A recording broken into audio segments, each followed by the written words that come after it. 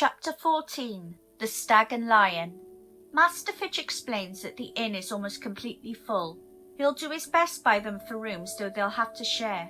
Lan disappears into the common room to listen for the current news and rumours. Moraine asks Fitch if there will be trouble with the White Cloaks in town. Fitch tells her that they're just up to their usual tricks, claiming there's an Aes Sedai in the town. Everyone knows there isn't, and they have no desire to see some harmless old woman hurt. Then she asks if a woman called Min is still here. She wants to talk with her again. Attendants arrive to lead them to the baths.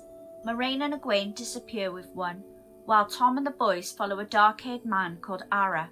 He leads them to a chamber full of tall copper bathtubs with thick towels next to them, and a deep fireplace blazing to keep the room warm.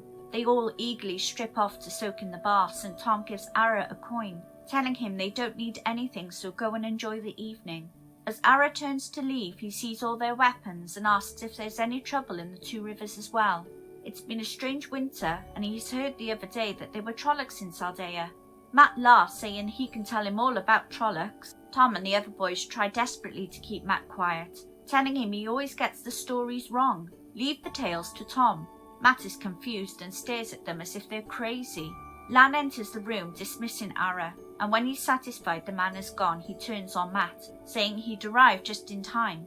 Didn't Matt listen to anything he was told? Once he too was soaking in a bathtub, Lan tells Matt, "Don't talk about Trollocs. Don't even think about Trollocs. Blood and ashes. You'd better remember the Dark One has eyes and ears where you least expect. If the White Cloaks heard you talking about Trollocs, they'd be after you too. You'd be naming yourself a dark friend to them. Keep your trust small unless Mistress Alice or I say different." He emphasised Moraine's alias, and Matt flinches. Rand mentions that Ara was hiding something, but Lan dismisses it as it's probably to do with the White Cloaks. Most people think of them as trouble. Perrin remarks that Ara said there were Trollocs in Saldea, and with frustration at the continued talk of Trollocs, Lan tells them that the Borderlands always have Trollocs. After their baths, they wait in the hallway, and Rand spots Moraine talking with a girl with dark hair cut short and wearing a man's shirt and breeches. The girl looks over at their group, then nods to Moraine before leaving. The Aes Sedai turns to the group and tells them that they have a private dining room for dinner. While they wait to be served, Rand decides to apologise to Egwene. She couldn't help being able to channel, and it hadn't changed her, so he was being unfair. But when he tries to speak to her, she turns her back on him. Master Fitch bustles in with serving maids and their meal, remorseful that the food was not as plentiful as he would normally serve his guests, blaming the winter. After Moraine reassures the innkeeper that everything is a feast in these times, he finally left them in peace. Lan listens at the door to make sure no one is listening, before telling Moraine it was safe to talk. Egwene asks why they're staying at the inn if they don't trust Master Fitch. Lan tells her he doesn't trust anyone, and he won't until they reach Tar Valon. And even there he'll only trust half. Moraine insists that Lan exaggerates, that Fitch is a good and honest man, but as they can tell, he does love to talk, and she's never been to an inn where the maids don't listen at the doors and gossip. Moraine then asks Lan what information he picked up in the common room. He tells her that Avin was right about the battle in Gildan, but there's a dozen different stories about it. But they do all agree that Logain was the victor, but no one agrees on the fate of the Aes Sedai. The rest of the news is better.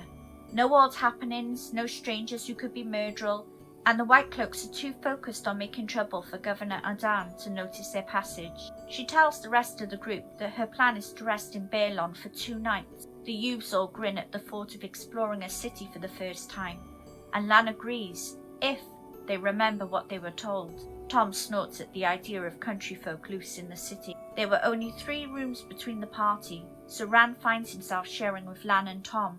Tom took his flute and harp, then heads for the common room to perform, and Lan went with him. Rand ponders going too, but he's exhausted and lays down to sleep. The stone hallway was lined with wooden doors, and the sound of dripping water in the distance. Rand can't remember how he got here. Is it the inn? Feeling thirsty, he walks toward the sound of water, but after a while it sounds just as far away. He decides to try a door, and it opens easily. He steps through into a stone chamber. One wall is a series of arches, opening into a sky of striated clouds of black, orange and red. The room was all odd curves and angles. as if the stone had melted at some point. A fireplace roared but gave no heat, the stones around it looking like faces screaming. A dining table with chairs stood in the middle of the room. He looks in a mirror on the wall, then turns away and becomes aware of a man stood by the fireplace who had not been there before. Dressed in black clothes of fine cut, he seemed in the prime of maturity, and Rand imagined most women would call him handsome. "Once more we meet face to face," the man says, and for a moment his eyes and mouth become caverns of fire. With a yell, Rand hurls himself out of the room. Stumbling into the hallway, he tries a different door and enters, finding himself in the same room again. "You cannot get away from me that easily," the man says. Twisting around, he walks back out of the door. This time there's no corridor, just the same room again. He says out loud that this is a dream. It's some kind of nightmare. He shuts his eyes, trying to focus on waking. When he was a child, the old wisdom had told him you could do this in nightmares. His head began to hurt. Opening his eyes to the same view, the man asks, "Does it matter if it's a dream?" His mouth and eyes become furnaces again. Rand jumped backward toward the door, trying to open it, but it's locked. "What do you want? Who are you?" Rand demanded. "Some call me Baalzaman." Rand finds himself desperately trying the door again. "The Dark One!" All his thoughts of dreams vanished. "Are you the one? You cannot hide yourself from me forever?" asks Baalzaman. Rand turns to face him, swallowing hard as the Dark One asks, "Are you expecting glory? Power? Did they tell you the eye of the world would serve you? What glory or power is there for a puppet? The strings that move you have been centuries weaving. Your father was chosen by the White Tower like a stallion, roped and led to his business. Your mother was no more than a broodmare to their plans, and those plans lead to your death." Rand's hands twist into fists and shouts, "My father and mother were good people. Don't you talk about them." But Baalzaman laughs, saying, "So you have some spirit after all. Perhaps you are the one. The Amelin seat will use you until you are consumed, just as Davian was used, and Urian Stonebow, Gwyar Amalasan, Rowlin Darksbane, just as Loghain is being used now." Rand tries to clear his thoughts. He forces out the words, "You are bound in Shire Ghul, you and all the Forsaken, bound by the Creator, until the end of time." The Dark One mocks him, saying, "Fool! I have never been bound. I stood at Lutheran Kinslayer's shoulder when he did the deed that named him. It was I who told him to kill his wife, children, and all his blood, every person who loved him or whom he loved. It was I who gave him the moment of sanity to know what he had done. Have you ever heard a man scream his soul away, worm? He could have struck at me then.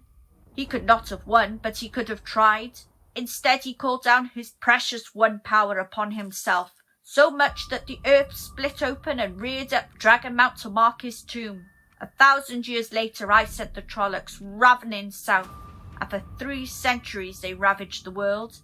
Those blind fools in Tar Valon said I was beaten in the end, but the Second Covenant, the covenant of the 10 nations, was shattered beyond remaking, and who was left to oppose me then? I whispered into Arthur Hawkwind's ear, and the length and breadth of land Aes Sedai died. I whispered again, and the High King sent his armies across the Arith Ocean, across the world sea, and sealed 2 dooms. The doom of his dream of one land and people, and a doom yet to come. At his deathbed I was there when his counsellors told him only Aes Sedai could save his life. I spoke, and he ordered his counsellors to the stake. I spoke, and the High King's last words were to cry that Tar Valon must be destroyed. When men such as these cannot stand against me, what chance do you have? You will serve me, or you will dance on Aes Sedai's strings until you die, and then you will be mine anyway. The dead belong to me." "No!" Rand mutters. "No, this is a dream!" But Baalzaman asks if he thinks he's safe in his dreams, telling Rand to look at the table. The goblet was gone, replaced with a rat. But Baalzaman crooks his finger, and with a squeak the rat's back arches, trying to balance on its back legs. The finger crooks further, and the rat topples over, frantically clawing at nothing, squeaking shrilly, its back bending. With a sharp crack, its back snaps like a twig. trembling violently until it stills. Rand swallows and says that anything can happen in a dream. The Dark One tells him, "Then go and tell your Amelin of this dream. It'll be the only way to escape them. They won't dare try to use you.